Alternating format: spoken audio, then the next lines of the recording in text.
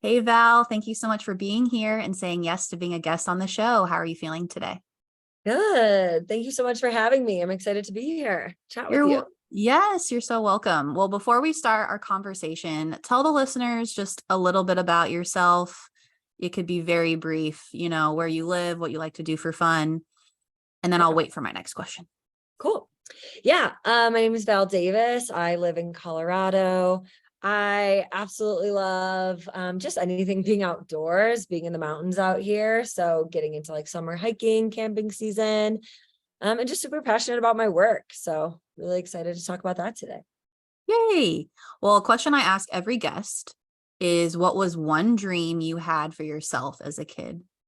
Ooh, I think just really like doing what I wanted, is kind of how it came through when I was a kid, like not being told what to do, kind of that like young Aquarian energy, right? But yeah, I think just like really making sure I did all the things that I wanted to do. And I think that's definitely come to fruition of like following my passions, going for the things that feel good. And I've been really fortunate with a lot of situations I've been in and opportunities I've had. So I think it's felt good so far. Yay. It's fun when your little child self is like, thank you, Val. Thank you. Yeah. I did it. Right. Like trying different things, like even snowboarding. Like I always thought it was cool, but I grew up in Illinois, right? Like that's not a thing. So I did it. I made it. I'm You here. made it to the Rocky Mountains, nonetheless. The best of the best. Right. Right. Awesome. Well, my goal for this season is to educate the listeners more on how we define healing. What does healing actually look like? And what does it even, what does it even mean? Healing has so much meat, if you Yeah. will. So my purpose and intention for every episode is to interview experts like you to share their words of wisdom as they talk about their craft and modalities. And I think it's really powerful to learn different ways to heal beyond just talk therapy. Mhm. And you are also a therapist, so you understand the depth of talk therapy. But for me, and so Val and I already mentioned earlier in this episode, but we work together as behavioral health counselors. So we understand talk therapy, kids. Listen, we know what we know. We get it. Therapy is amazing. We are pro therapy. And there are so many other magical integrations when it comes to your health and well-being. So let's get started with breath work. So Val, summarize for me what led you to this space of breath work. Yeah. I mean, I think it's perfect based on what you just said, right? Like as a therapist, I love talk therapy, but in my own personal journey, there were limitations within that, right? And so our brains are amazing, our minds are great, and there's a lot of healing that can happen there, but there's like so much that actually needs to happen in the body and through the body. And so through my own journey, breathwork was something that really blew me away. And I just had these really profound experiences. And then on the flip side, as a therapist, I was like, man, I really just want to move to that next level of being able to support people in a body-based way. And so I was really like throwing some different ideas around like, oh, do I want to get certified in like EMDR, right? Like more on that therapeutic track. But I was really being called to like outside of that. Obviously, like I'm very passionate about holistic practices, and my personal journey has been a lot more outside of therapy than just talk therapy. So a great opportunity kind of presented itself, and I just said yes to it, and I'm so glad I did. And so it's been a really awesome journey. Cool. I like that you said holistic healing, right? Mhm. And Mhm. I describe I mean, I think let's get into just healing in general. Can we just break that down? So how Yeah. do you define healing and what makes it important? Yeah. I mean, I think of healing as like finding different ways to make the changes that you want in your life, whether that's internal or external, right? So that can be tending to old wounds, right? I think that's what a lot of people think of when you hear the word healing is like there's these hurt or broken parts. But it's not necessarily just that. I think that's part of it, right? But it's also like, maybe it's just integrating new information and like being more of who you want to be, connecting with that authentic part of you, because unfortunately, I don't think we come into this world as a whole, like perfect healed being, right? There's so much like ancestral stuff and just worldly things, energetic things that happen. And so I think, yes, it can be tending to past old wounds, but it's also about this like becoming who you want to be at Mm-hmm. your like most authentic core. Yeah. So it's like, I'm glad you touched on that, because that's like really important to me, is highlight heal doesn't mean you're broken. Heal doesn't mean something's wrong, that it has to go from problem to solution. Heal sounds like, what I'm learning through these interviews, it's more of a journey. It's more of, while you were talking, I was having this visual of like a piece of like Play-Doh just molding into, this is a snake, this is a circle. When you're just a little kid, you're forming, you're adapting, you're just like rolling with the punches. Sounds like healing to me, where you're just like healing is adapting to life. And again, like you said, where it's aligned to your most authentic self. Yeah. Yeah. And it's always changing, right? And that's like to your point too. It's not like there's no finish line. It's not like I'm healed. I did it. Like maybe there's certain like checkpoints along the way. Like, wow, I've really, I don't know, overcome this trigger or healed from this specific event. And that's a huge celebration. But yeah, it is much more of like an ongoing journey, like fortunately and unfortunately. I love that. That's so true. Thank you for highlighting that for our listeners. It is not, I'm going to cross this off my list. Same with values, right? Like, it's not like, oh, I reached this value, I'm done, complete, goodbye. It's a life path, it's a compass.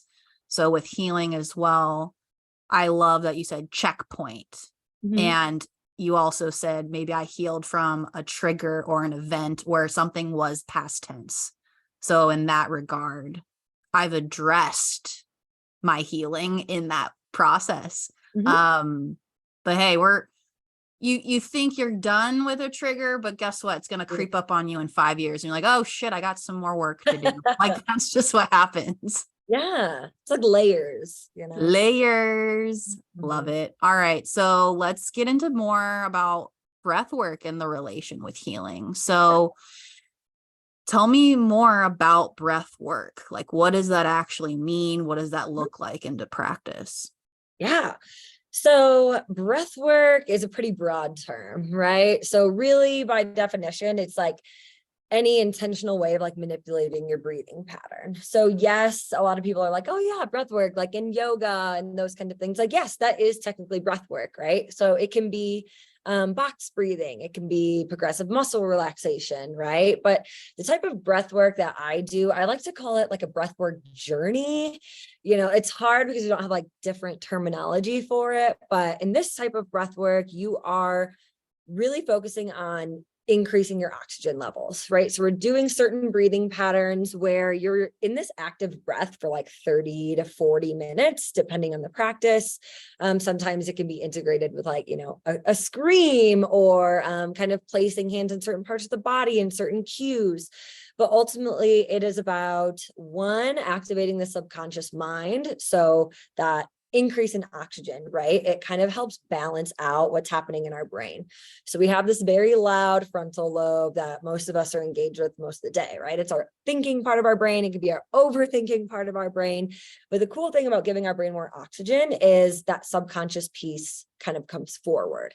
So we end up entering into our theta brainwave state. So we can also access this like in deep meditation. It's that brainwave you get into right before you fall asleep. Have you ever had, it's like you're not quite asleep, you're not dreaming, but sometimes you have these like creative ideas or like problem solving. And it's like, oh, I should get up and write this down, but I'm so close to sleep, right? That same brainwave state. So that's what we're accessing in breath work. And it's cool because you can really reprogram subconscious thoughts really quickly when you're in your subconscious, right? So people have had experiences like this where they like do one breathwork journey and they give up cigarettes, or, they stop a stutter, or, they have these really profound experiences because it's almost this like going through this like portal of healing really quickly because you're fully in that subconscious mind.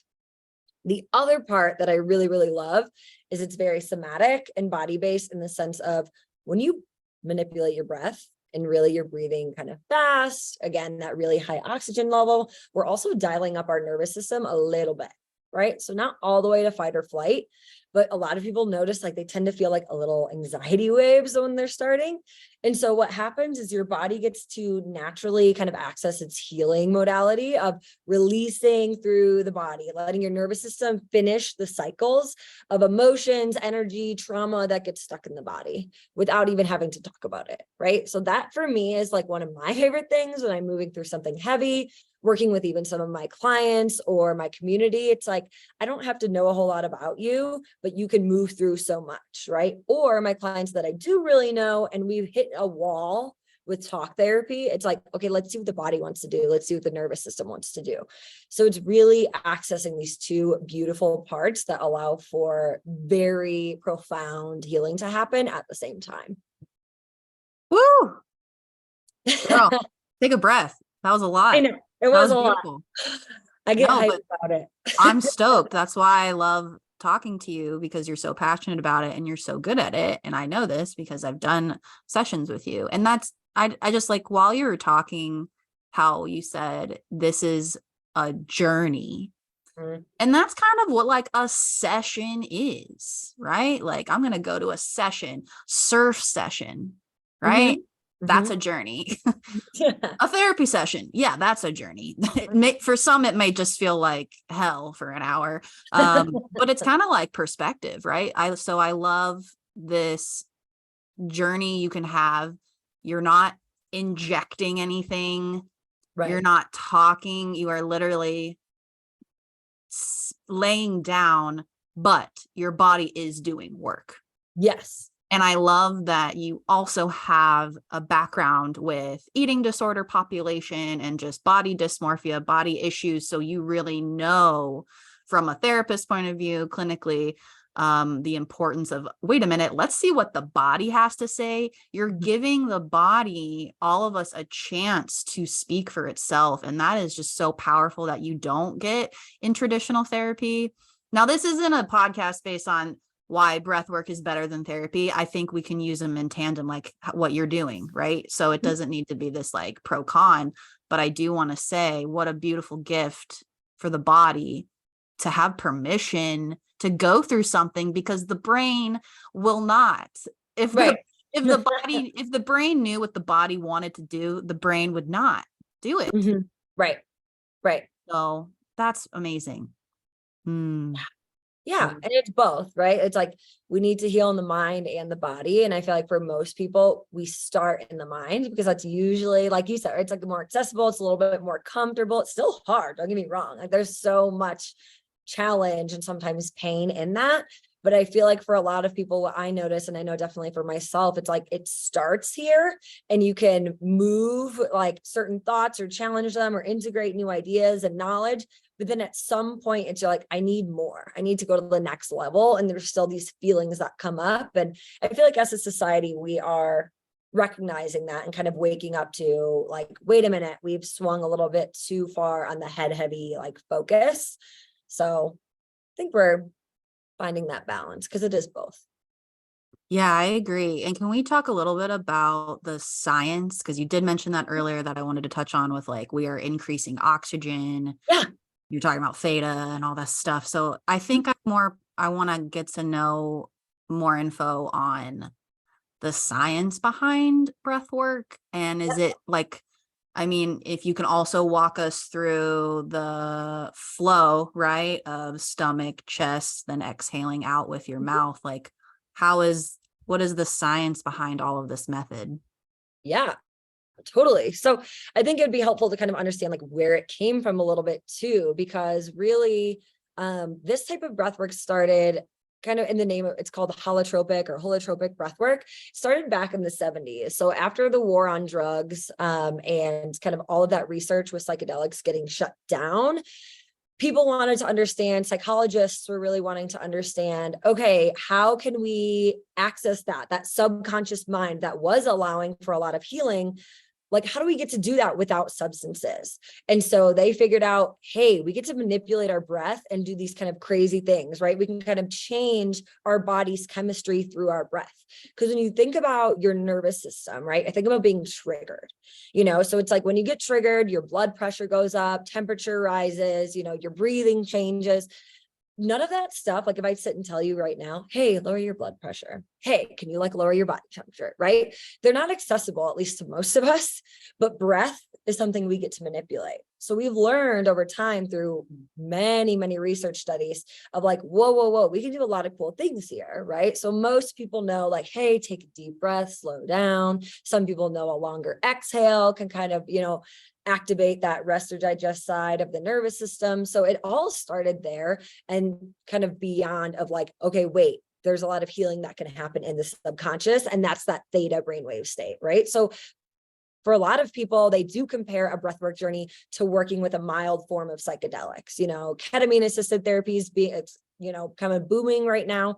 So people who have done both really say that they go hand in hand. So that's where it all started. It was playing with oxygen levels and that mind-body connection between breath and your nervous system to see what we can do, right? So going over the breathing pattern that I tend to use, like you said, so we use a 3-part breath a lot of the time. So it's a big inhale into your lower belly. We say aim for about 80%, right? Of filling it up as much as you can. Then another big sip into the chest, all through the mouth, and then a release.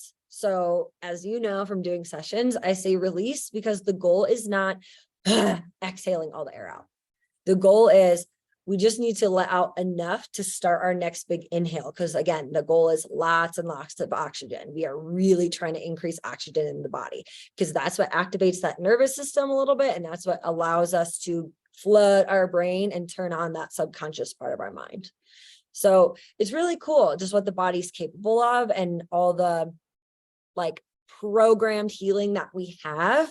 And fortunately, we live in a time where we have access to this information, and there's been a lot of amazing studies done to learn how we can do this in a way that works for us. I love just the word manipulation for me is a trigger in itself, but clinically it's proper because there's also, I did transcranial magnetic stimulation. And for that folks that don't know, for populations that have depression, OCD, they go to this outpatient facility, and I was a technician and I administered this treatment where we put helmets on them and it's magnetic pulses basically to the brain to rewire the neurotransmitters. So in a nutshell, we did have to provocate one of the patients to activate that trigger or provocate. I think it's called provocate, which is not, it's kind of like manipulation in a way because you are re-traumatizing for just a minute so that then the treatment can, do you know what I'm saying? Yeah. I hope that makes sense. But basically just talking about manipulation, it's manipulating the breath isn't a negative or because when we think of manipulation, we think that's really fucked up. So Totally. the brain is just playing and experimenting. I think I'm just getting really particular with language right now.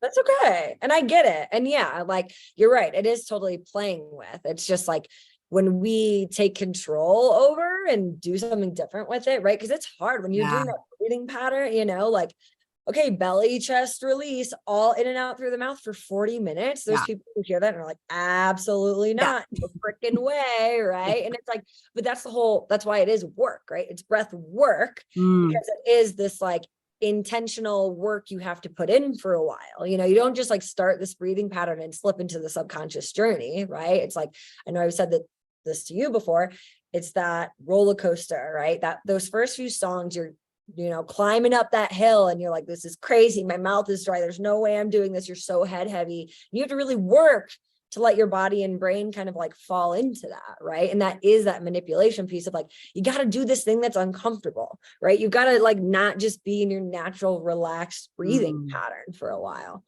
Oh my God, yes. You like just took me there. So let's get into, just for context, let's go through an example of a session I had with you. So we can kind of just do the play by play if someone's never had a breathwork session before. So Val, we did this all online, which also I do want to ask you that question, breathwork remote versus in person. Let's just clear that first before we get into my session. So what are your thoughts on remote breath work versus in person? What are the different experiences or pros and cons? Yeah. I've actually been pretty surprised, both as like a breather and on the flip side as a space holder, that how great virtual breathwork still is. Overall, I would say like they're one and the same, because at the end of the day, your breath, your body, and your nervous system are what's really doing the work, right? The biggest components that I would say is like, there's of course no supportive touch. So when I'm in person with people one-on-one or in a group, if they're comfortable with it, of course, right? Like I will offer supportive touch. I'm also a Reiki practitioner, so that really goes hand in hand sometimes with breath work because it's very energetic. So like that's really the biggest difference, is just having kind of that human presence and like physical touch, right? So, and I, get to like control the environment more. So that may be a pro or con to some people, right? They may feel more comfortable in their own home, in their own space. And even for a lot of people, like having the distance of being behind a screen allows them to really go for it more and feel safer, right? So I always tell people it's personal preference. I have people here in Colorado that I still meet with virtually. I do offer in person, but truly I would say that like both are incredible. I agree. I've done both. I've done remote, I've done in person. I get self-conscious at first with a group of people when I'm doing it, a breathwork session. And that's also adding to the anxiety of like, oh, I don't want to do this, or like, oh, like I can't believe I have to do this for 40 minutes. And now I'm with a bunch of people and we're all thinking that, right? But then once you get in your flow, it's like, oh, there's no one else here. I don't really give a shit. But I do love the remote because A, I get to do it with you and we live in different states. And B, I do love the mute option because I feel very just free, and I'm in the comfort of my own home. So like it's good. Yeah. Yeah. And that's what like I always tell people to play with both in terms of like individual, whether that's virtual or not, like just by yourself. And the reason I love group is that one, sometimes when you're with people who like really go for it, or like they emote a little bit more, it actually gives you that permission to do it too, right? So like sometimes that can be really empowering. And the other part is like going back to those brainwave states. One of the amazing things about being human and how energetic we are. So brainwaves are contagious, right? So the cool thing about being in person in a group when you're doing breath work is like, if one person in the room is more experienced and able to drop in pretty quick and like is really going for it, it's literally going to spread and make it easier for the other people to do it, right? That being said, like, but to your point, sometimes when I'm in a group, like if I really hear someone like, I don't know, in it, I'll get distracted, right? That like empathetic part shows up, or, I do get self-conscious. So it's like, there's a lot of benefits to both and like pushing past your comfort zone in both. But overall, like I love them. I practice both because I need both that individual and that group experience in my own journey.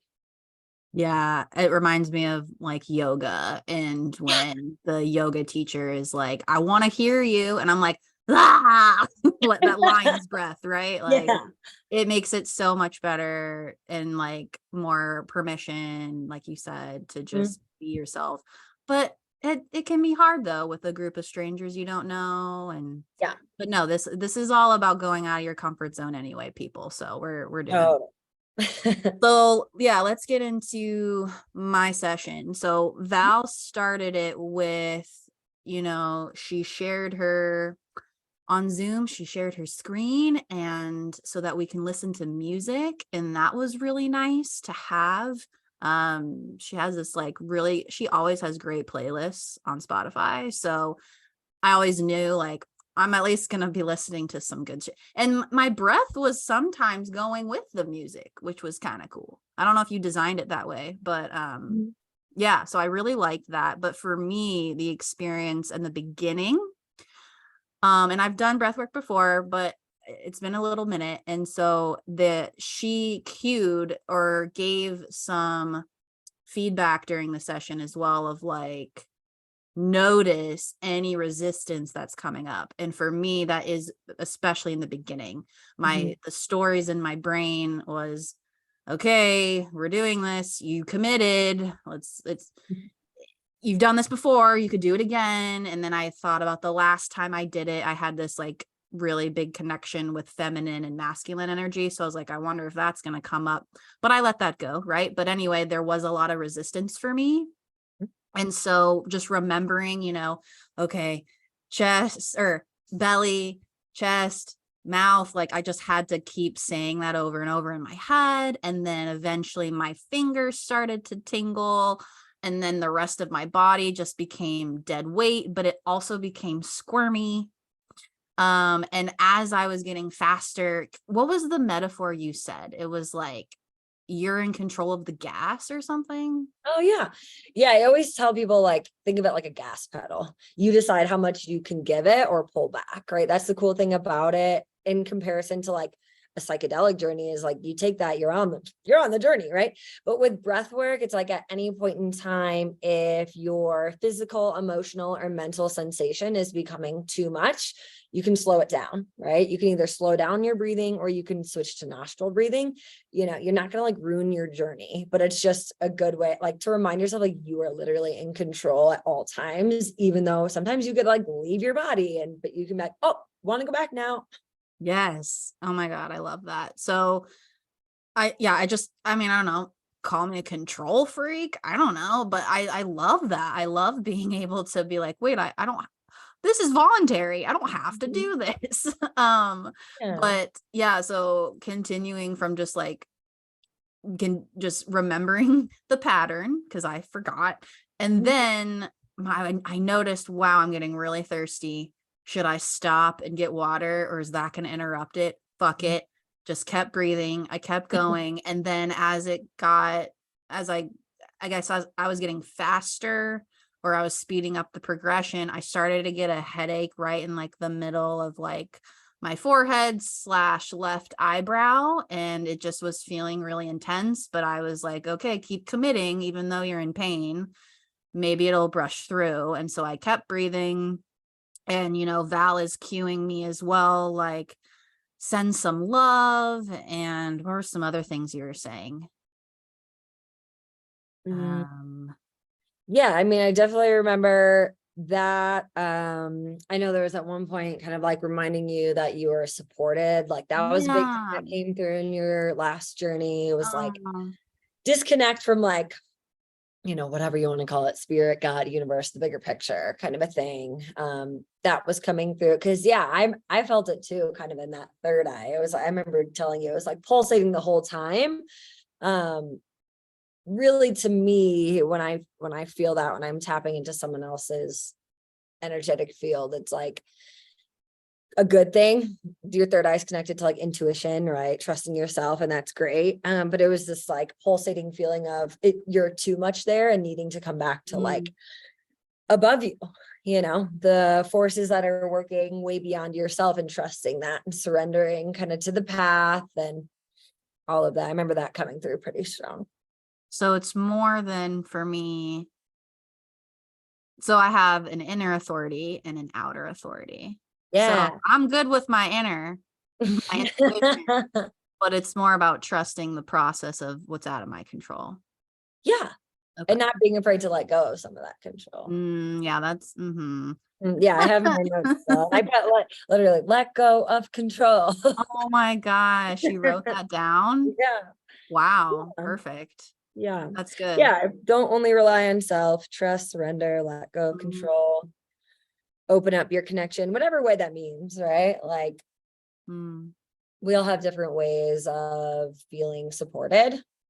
So just a Mm. reminder. I know that was coming through pretty strong with yours. And I know we talked about it too, of like your sacral and what you want and like owning that. And you're on this like really cool journey right now of doing those things.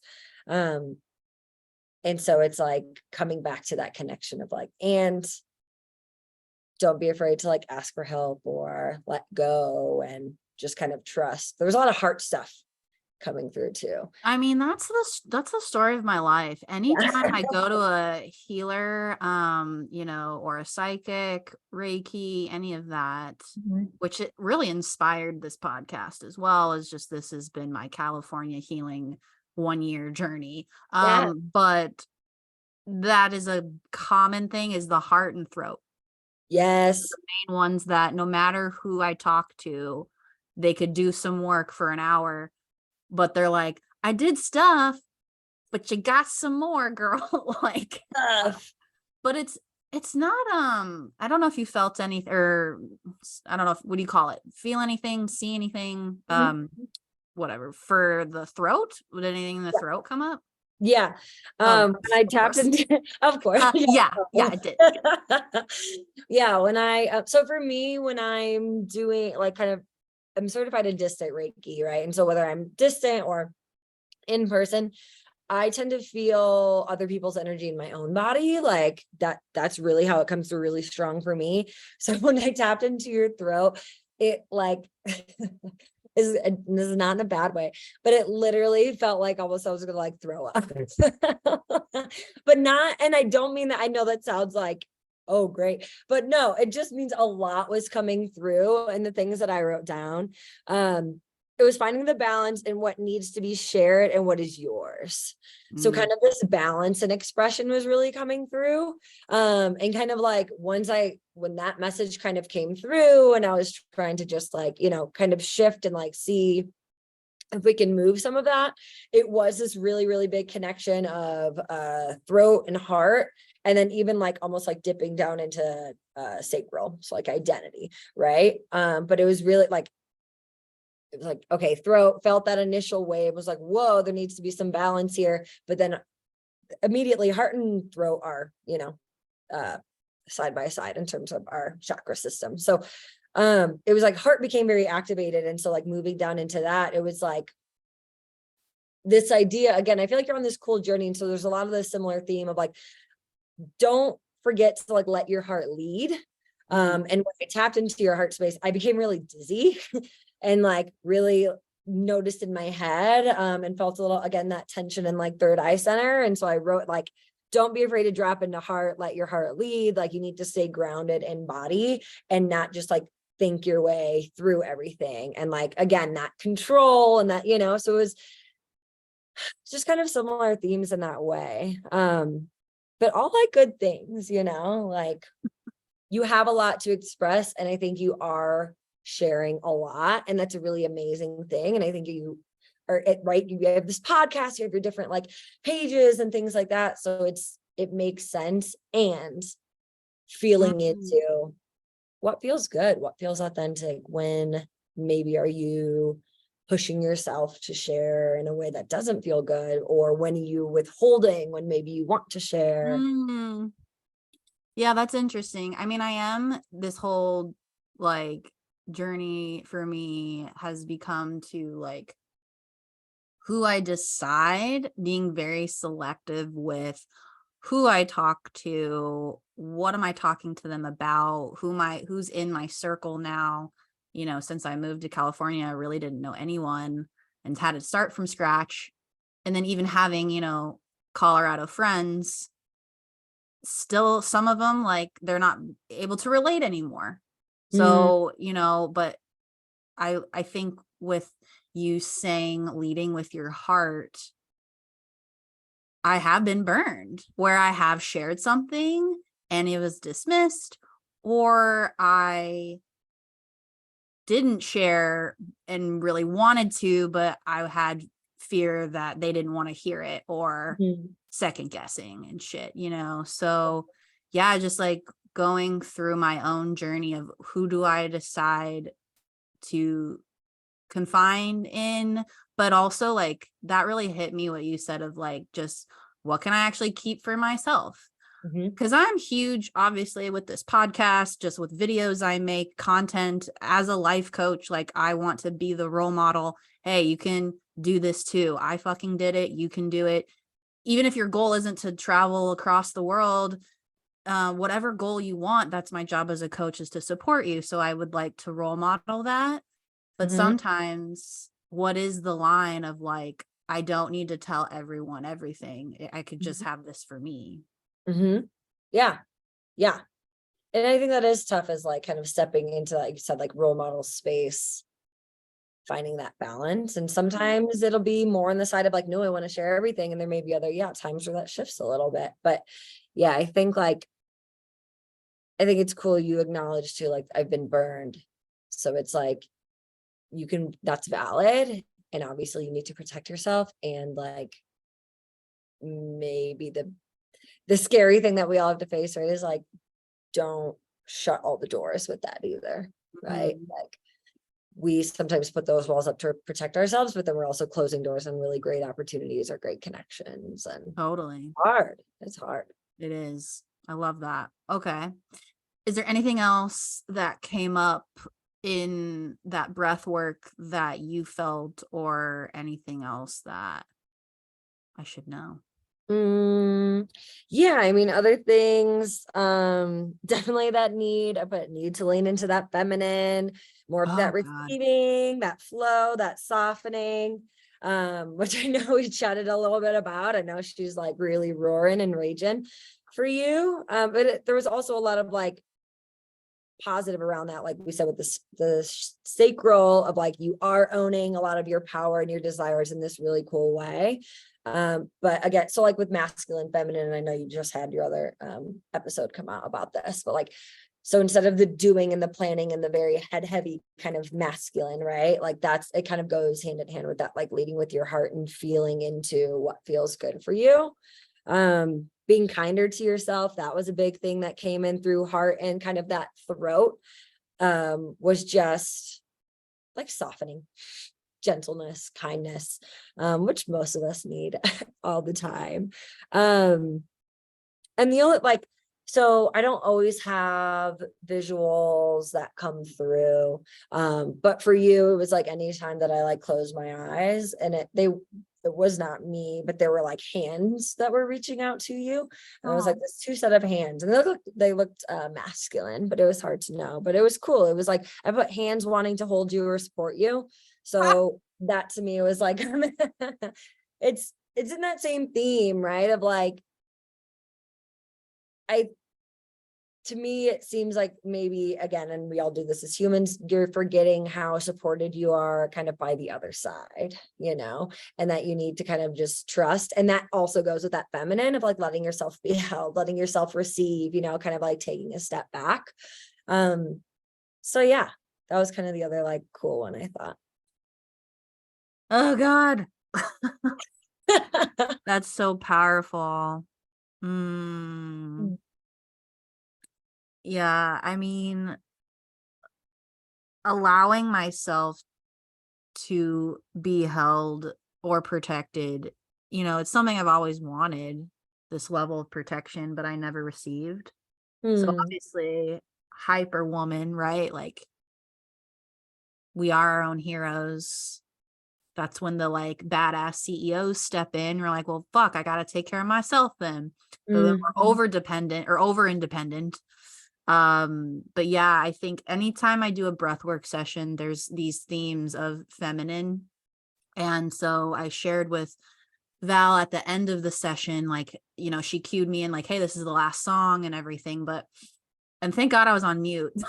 But I felt this, she said roar, which is cute. It was a moan.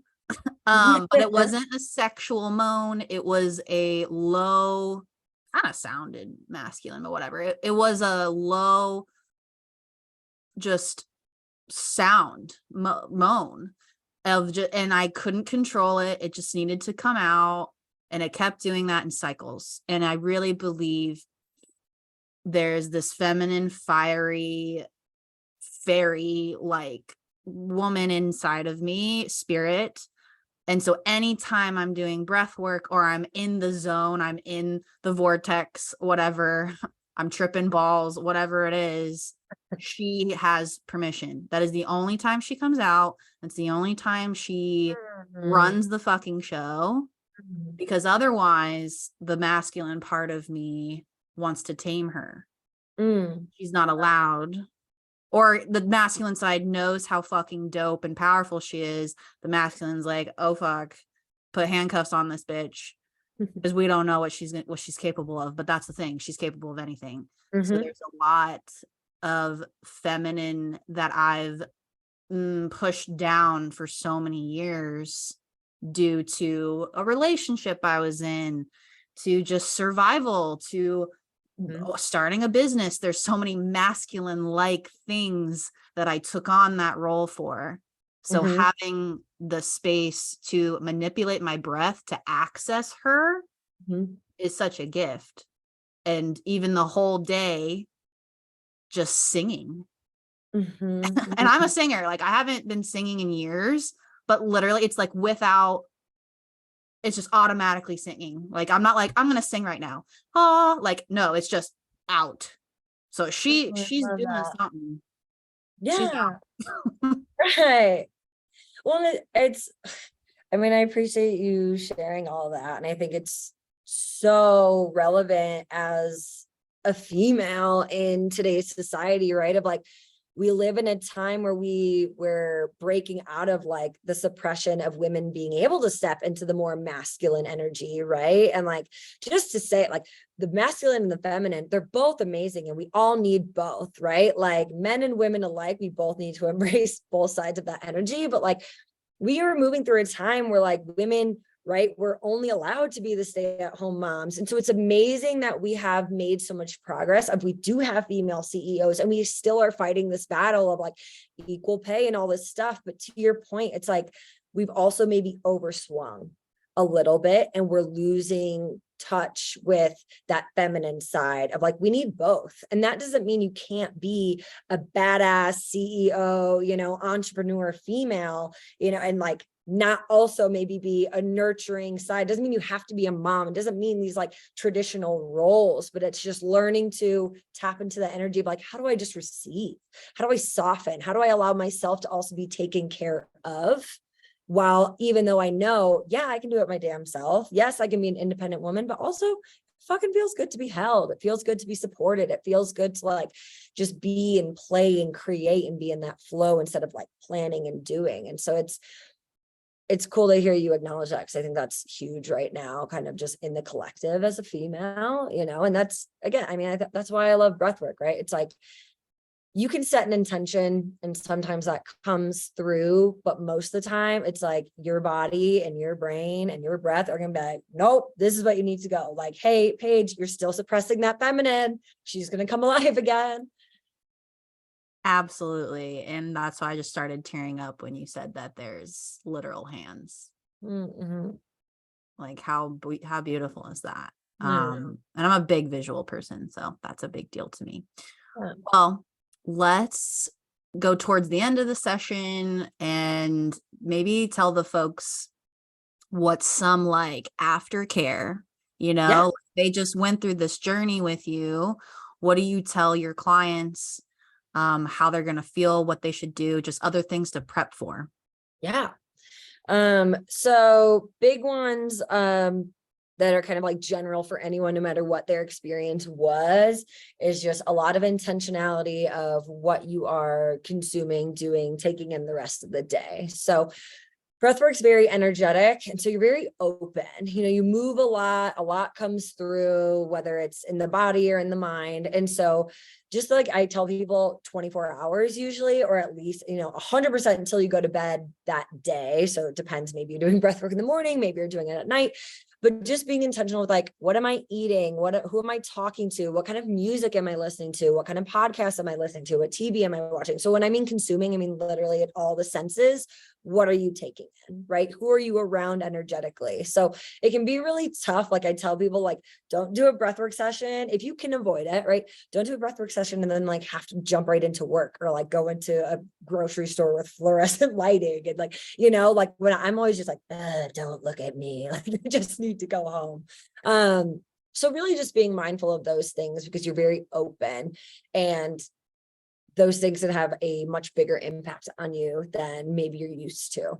And in terms of like food, I know we chatted about this. Like I tell people, like, eat what's good for the soul. So not necessarily needing to consume like what is the most healthy or best option, but like if that feels what's nurturing to you when you tap into your body, like what do I need? Because breathwork is a diuretic.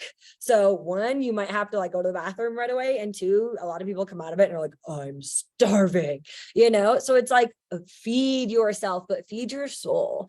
So for a lot of people too, like depending on what comes up, I'll say like tap into that, right? So if it's like more inner child stuff that comes up, some people see themselves or embrace themselves as a child. I'm like, lean into that, right? Throw on your old playlists, do something that really honors them, or if it's like, oh my gosh, I really had this, I don't know, a relative whose past came through, great, like connect with them, spend more time looking at photos, or again, listening to music, or like, so if there's something that very, I don't know, directly came through, I'll also encourage them to work with that in a way that feels good over the next couple of days.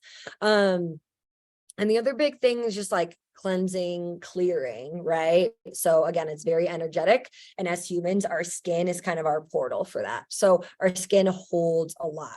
So I always, always, always recommend, if you can, salt bath. If not, salt shower.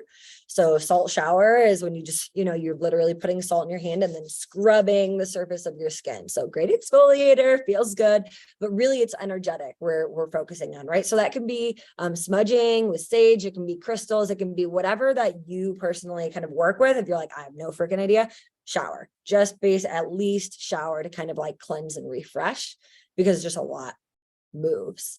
I also tell people, so it can be different for everyone, but again, this is nervous system work, right? So whether it's more just a body-based session or you're moving through a lot, like you had a lot of visuals or things like that, your nervous system got activated. So you're going to feel a little bit of like what I like to call just like an emotional breathwork hangover. So for me, when I'm done, I feel exhausted. I sleep like a baby. And then like the next day, I might feel still a little like lower or more like introverted. I kind of like go very inward after the next 24 hours. And then after that, it's like I become superwoman. I feel so aligned. I feel so energized. I feel so connected. So everyone's body and journeys are a little bit different, but it's very normal, especially if it's like a heavier, more emotional session. I've had people like, oh my gosh, I felt really like low for like a couple days, and then came out of that and we're like, oh my gosh, like I don't even get triggered by that thing anymore, so it can look and feel very different, but you just always extra love, tap into what feels good, right? Like more self-care is always going to be a recommendation. Beautiful. Lots of self-care, aftercare tips. Yeah, I mean, those things you were saying, feed your soul, cleanse in a shower, those are just everydays. I love that. totally. I love that so much. Cool. Well, is there anything else that the listeners should know or think about? They're listening to this episode and they're like, I'm interested in breath work. Like, what's my next steps? How do I know who's legit? Like anything you recommend for homework if someone wanted to look up breath work. Yeah. I mean, I would just check out like breathwork practitioners in your area if you're more of a like an in-person kind of person, and just reach out, whether it's to me or it's to someone else. Like I care more that people try it than anything else. Just ask questions, feel it out. I think that's always the best practice with anyone that you're kind of hoping that they'll hold space for you, is just see if it feels like a good connection and come with questions, like if someone's in a position where they are going to ask for an exchange to hold space for you, I would hope they would also be willing to like answer some questions so that you can feel comfortable and see if it's a good like fit. Yeah, that's super important. And so are there any events that are going on, anything live, anything that you offer that the listeners can check out? Yeah, so I'm always offering one-on-one or couples or small group private sessions, virtually or in person. So that's super easy to always like reach out or book with me through the link in my bio or my website. But I also will run public community events. I do like about 2 or 3 a month. So sometimes those are in person here in the Colorado area. Other times they'll be virtual. So July 29th is my next in-person Denver event. So that will be cacao, yoga, and breathwork all together. I love combining breathwork with other modalities. And I'm also going to be doing some virtual breathwork groups in July as well. So kind of need to stay tuned for those. Don't have a date hammered down quite yet. Perfect. And where can the listeners go to connect with you? My business is called Holistic Mountain Healing. So you can find me on Instagram at that tag or holisticmountainhealing.org. Either way, I am trying to be more present in the Instagram world, but my website's always a good place too. Perfect. And you can find all of that in the show notes, so you don't have to memorize what Val just said. Thank you so much, Val, for this. I really appreciate the conversation of the breakdown of healing. What the hell is breath work? Your unique journey, how you got there. And you're just so genuine and special. And I also like appreciate too. I just feel so safe with you. Granted, we've known each other for like 5 years now. But yeah, I think that connection piece is really important. When you are doing anything healing related, is do you trust the person? And sometimes that's hard, right? You walk into a class and you don't know who it is, but listen to your gut. Yeah. And yeah, I just want to say thank you. And thanks also for sharing too, like what my session was like and the things that came up for you too. That was cool to hear. Yeah. Thank you so much for having me and coming with the great questions and letting your session be talked about. I know that's vulnerable. Yeah, thanks, man. All right. Well, thank you, Val, for taking the time to share your words of wisdom. Thank you to my listeners out there. Remember, every single day provides a lesson. Go out there, dream big, and I'll catch you next week.